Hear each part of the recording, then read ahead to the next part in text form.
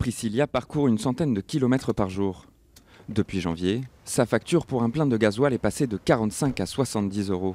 Alors elle a lancé une pétition pour réclamer des explications au gouvernement sur la façon dont les tarifs sont fixés. L'idée de lancer la pétition, c'est pour savoir de quoi sont composées les taxes, puisqu'elles représentent un gros montant dans le prix du carburant. Donc qu'est-ce que ça finance, à quoi ça sert et pourquoi c'est aussi élevé?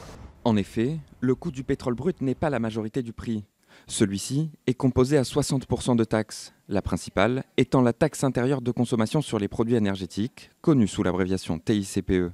Et cette taxe va augmenter progressivement jusqu'en 2021. Alors l'association 40 millions d'automobilistes a lancé une opération coup de pompe.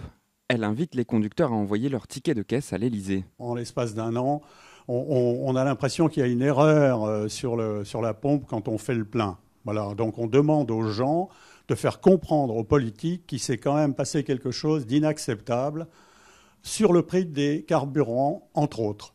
De son côté, le gouvernement assume.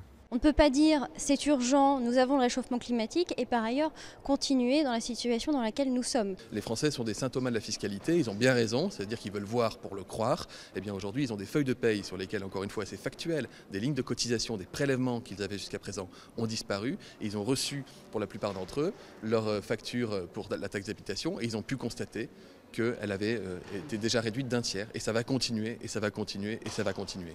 En un an, le prix du diesel a bondi de 23% et celui de l'essence de 14%.